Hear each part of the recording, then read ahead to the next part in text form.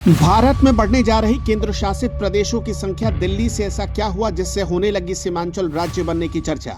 Chicken neck को बचाने के लिए मोदी सरकार ने लगा दी जबरदस्त तरकीब। बांग्लादेश और चीन चाहे भी तो नहीं उठा सकते आंख। 99% लोगों को नहीं पता चला सेना के अधिकारी को बिहार का गवर्नर बनाने का सच। पश्चिम बंगाल का राज्यपाल बदलने के पीछे भी बड़ा खेल। भारत के नक्शे को गौर से देखिए। उत्तर पूर्व को जोड़ने वाली ये 22 किलोमीटर चौड़ी पतली पट्टी, जिसे हम चिकन नेक कहते हैं, वो आज भारत की सबसे बड़ी रणनीतिक चुनौती बन चुकी है। क्या दिल्ली में बैठी सरकार पश्चिम बंगाल और बिहार के कुछ हिस्सों को मिलाकर एक नया केंद्र शासित प्रदेश बनाने की गुप्त योजना पर काम कर रही है?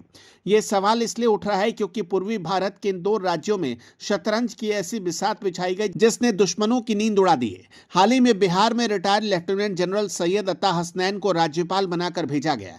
जनरल हसनैन वो नाम है जिन्होंने कश्मीर के दुर्गम इलाकों में आतंकवाद की कमर तोड़ी थी और सेना की 15 कोर की कमान संभाली थी।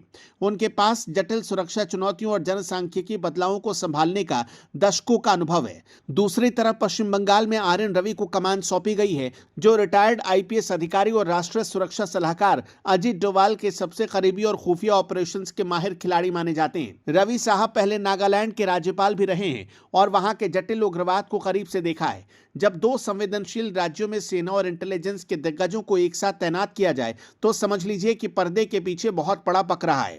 इस पूरी हलचल का केंद्र है सिलीगुड़ी कॉरिडोर। याद कीजिए सीएए आंदोलन के दौरान शर्जिल इमाम का वो खौफनाक बयान जिसमें उसने चिकन नेक को काटकर पूर्वोत्तर भारत को देश से अलग करने की साजिश रची थी।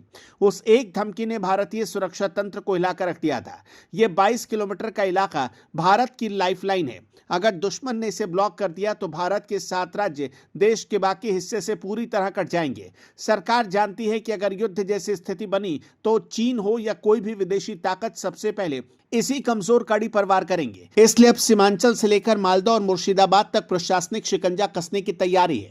रणनीति सिर्फ कागजों पर नहीं बल्कि जमीन पर बुलडोजर भी चल रहे हैं। बिहार में अंतर्राष्ट्रीय सीमा से सटे 10 किलोमीटर के दायरे में अवैध अतिक्रमण को युद्ध स्तर पर हटाया जा रहा है। ये कोई साधारण कार्रवाई नहीं मानिए, बल्कि सीमा प्रबंधन को और फौलादी बनाने की कवायद है।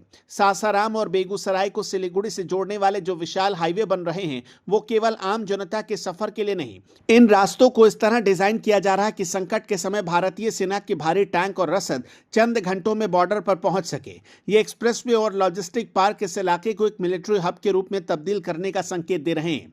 बांग्लादेश की बदलती राजनीति और म्यांमार की अस्थिरता ने इस आग में घी डालने का काम किया। सीमावर्ती इलाकों में बदलती जनसांख्यिकी और घुसपैठ को लेकर उठते सवाल अब केवल चुनावी मुद्दे नहीं रहे, बल्कि राष्ट्रीय सुरक्षा का खतरा बन चुके हैं। सीमांचल का पूर्णिया, कटिहार, अररिया और किशनगंज क्षेत्र हो या फिर बंगाल का मालदा और मुर्शिदाबाद, इन इलाकों में केंद्र का सीधा हस्तक्षेप अब समय की मांग मानी जा रही है। चर्चाएं आम है कि इन संवेदनशील जिलों को मिलाकर एक अलग प्रशासनिक इकाई या केंद्र शासित प्रदेश बनाने पर गंभीरता से विचार हो रहा है, ताकि राज्य सरकारों की राजनीतिक दखल अंदाजी के बिना कड़े और बड़े फैसले लिए जा सके।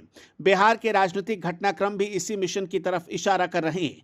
अचानक नेतृत्व परिवर्तन की चर्चा और प्रशासनिक अधिकारियों की अदला बदली केवल एक संयोग नहीं हो सकती। सरकार अब उन इलाकों में अपनी पकड़ मजबूत करना चाहती है जहां से घुसपैठ और राष्ट्र विरोधी गतिविधियों की खबरें आती रहती हैं। सीमावर्ती इलाकों में रहने वाली आबादी का वेरिफिकेशन और अंतर्राष्ट्रीय बाड़ेबंदी को और भी मजबूत करना इस बड़े प्लान का हिस्सा है। पूर्वी भारत में यह हलचल किसी बड़े तूफान से पहले की शांति है। क्या भारत अपनी अखंडता बचाने के लिए कोई ऐसा ऐतिहासिक फैसला लेने वाला है जो देश का भूगोल बदल देगा? जनरल हसनैन और आर.एन. रवि की जुगलबंदी इसी बड़े मिशन की तरफ इशारा कर रही है। चिकन नेक भारत की कमजोरी नहीं बल्कि अभेद किला बनने जा रहा है। अगर यह क्षेत्र केंद्र शासित प्रदेश बनता है तो दिल्ली का सीधा नियंत्रण यहां की सुरक्षा और विकास की गति को पूरी तरह बदल देंगे। लेकिन क्या आपको लगता है कि राष्ट्रीय सुरक्षा के लिए इन इलाकों में केंद्र का सीधा हस्तक्षेप और इन्हें केंद्र शासित प्रदेश बनाना जरूरी है? अपनी राय हमें कमेंट बॉक्स में जरूर बताइएगा।